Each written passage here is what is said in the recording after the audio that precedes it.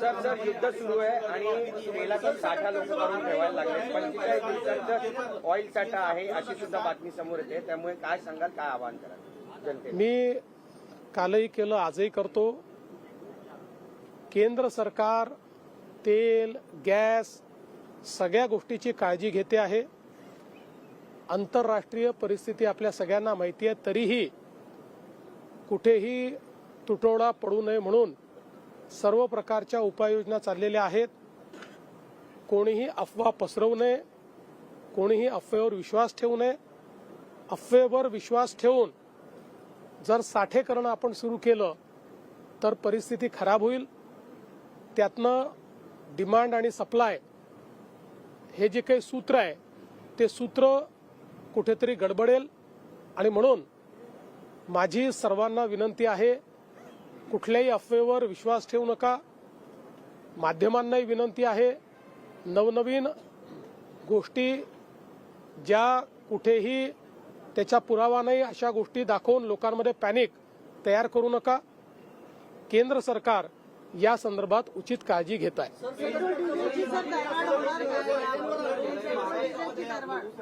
Media से भी appeal की कि लोग अफवाहों पर ध्यान न रखें. हमने देखा कि संभाजी नगर में और एक दो जगह पर पेट्रोल पंप पर लाइनें लगी थी. क्या कहना है आपका लोगों से? देखिए, मैं बहुत स्पष्ट शब्दों में कह रहा हूं कि देश में युद्ध के कारण जो परिस्थिति तैयार हुई है उसको ठीक ढंग से हैंडल करने का काम प्रधानमंत्री मोदी जी के नेतृत्व में केंद्र की सरकार कर रही है. ऐसे समय मेरी लोगों को अपील है, कोई भी अफवाहों पर विश्वास न रखे.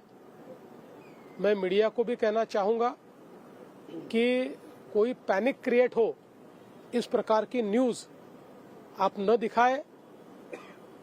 जब तक किसी बात की पुष्टि नहीं होती तब तक उसको न्यूज के रूप में दिखाना या उसको कंज्यूम करना, ये दोनों चीजें देश हित में नहीं है. लोग एक प्रकार से पैनिक में आकर अपने पास जब स्टॉक तैयार कर देते हैं तो डिमांड और सप्लाई की चेन ब्रेक होती है और इससे देश को तकलीफ होती है. इसलिए मुझे लगता है कि केंद्र सरकार जो निर्देश दे रही है, लगातार केंद्र सरकार हमको परिस्थिति भी बता रही है, उपाय भी बता रही है.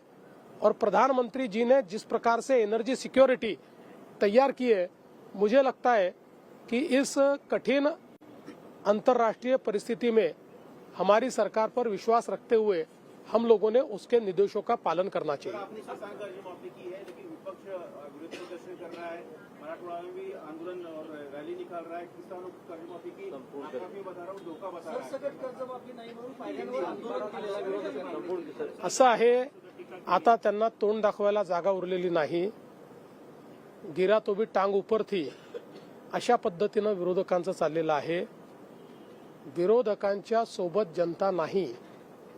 जनतेने महानगरपालिका, नगरपालिका, जिल्हा परिषदेच्या निवडणुकीमध्ये विरोधकांना जमीन दाखवलेली आहे आणि आम्ही निवडणुका जिंकल्यानंतर कर्जमाफी केली आहे, निवडणुका जिंकण्याकरता नाही. त्यामुळे जनतेचा आमच्यावर विश्वास आहे. त्यांनी कितीही त्या ठिकाणी अशा पद्धतीनं आंदोलन केलं तरी जनता त्यांच्यासोबत नाही.